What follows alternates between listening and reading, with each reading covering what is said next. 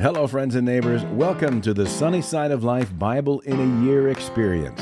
Join me each day as I read the Bible from start to finish. I'm reading from the Life Application Study Bible, New Living Translation, published by Tyndale House Publishers. I pray this daily reading will bless you as much as it does me. So let's get started. July 15th, Ecclesiastes, chapters 4 through 6. Again, I observed all the oppression that takes place under the sun. I saw the tears of the oppressed, with no one to comfort them. The oppressors have great power, and their victims are helpless. So I concluded that the dead are better off than the living. But most fortunate of all are those who are not yet born, for they have not seen all the evil that is done under the sun. Then I observed that most people are motivated to success because they envy their neighbors. But this, too, is meaningless, like chasing the wind. Fools fold their idle hands, leading them to ruin. And yet, better to have one handful with quietness than two handfuls with hard work and chasing the wind. I observed yet another example of something meaningless under the sun. This is the case of a man who is all alone, without a child or a brother, yet who works hard to gain as much wealth as he can. But then he asks himself, "Who am I working for? Why am I giving up so much pleasure now? It is all so meaningless and depressing." Two people are better off than one, for they can help each other succeed. If one person falls, the other can reach out and help, but someone who falls alone is in real trouble. Likewise, two people lying close together can keep each other warm. But how can one be warm alone? A person standing alone can be attacked and defeated, but two can stand back to back and conquer. Three are even better, for a triple-braided cord is not easily broken.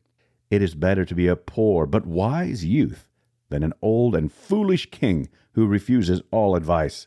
Such a youth could rise from poverty and succeed. He might even become king, though he has been in prison. But then everyone rushes to the side of yet another youth who replaces him. Endless crowds stand around him, but then another generation grows up and rejects him too. So it is all meaningless, like chasing the wind. As you enter the house of God, keep your ears open and your mouth shut. It is evil to make mindless offerings to God. Don't make rash promises, and don't be hasty in bringing matters before God. After all, God is in heaven, and you are here on earth. So let your words be few. Too much activity gives you restless dreams. Too many words make you a fool. When you make a promise to God, don't delay in following through, for God takes no pleasure in fools. Keep all the promises you make to him. It is better to say nothing than to make a promise and not keep it. Don't let your mouth make you sin.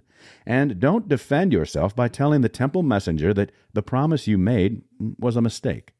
That would make God angry, and he might wipe out everything you have achieved. Talk is cheap, like daydreams and other useless activities. Fear God instead. Don't be surprised if you see a poor person being oppressed by the powerful, and if justice is being miscarried throughout the land, for every official is under orders from higher up, and matters of justice get lost in red tape and bureaucracy. Even the king milks the land for his own profit. Those who love money will never have enough. How meaningless to think that wealth brings true happiness. The more you have, the more people come to help you spend it. So what good is wealth, except perhaps to watch it slip through your fingers? People who work hard sleep well, whether they eat little or much, but the rich seldom get a good night's sleep. There is another serious problem I have seen under the sun. Hoarding riches harms the saver. Money is put into risky investments that turn sour, and everything is lost. In the end, there is nothing left to pass on to one's children. We all come to the end of our lives as naked and empty-handed as on the day we were born. We can't take our riches with us. And this, too, is a very serious problem. People leave this world no better off than when they came. All their hard work is for nothing, like working for the wind. Throughout their lives, they live under a cloud, frustrated, discouraged, and angry. Even so, I have noticed one thing at least that is good.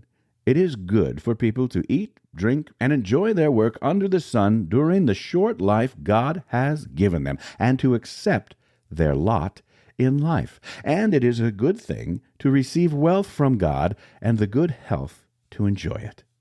To enjoy your work and accept your lot in life, this is indeed a gift from God. God keeps such people so busy enjoying life that they take no time to brood over the past. There is another serious tragedy I have seen under the sun, and it weighs heavily on humanity. God gives some people great wealth and honor and everything they could ever want, but then He doesn't give them the chance to enjoy these things. They die, and someone else, even a stranger, ends up enjoying their wealth. This is meaningless, a sickening tragedy. A man might have 100 children and live to be very old, but if he finds no satisfaction in life and doesn't even get a decent burial, it would have been better for him to be born dead. His birth would have been meaningless, and he would have ended in darkness. He wouldn't even have had a name, and he would never have seen the sun or known of its existence. Yet he would have had more peace than in growing up to be an unhappy man. He might live 1,000 years twice over, but still not find contentment. And since he must die like everyone else, well, what's the use? All people spend their lives scratching for food, but they never seem to have enough. So are wise people really better off than fools? Do poor people gain anything by being wise and knowing how to act in front of others?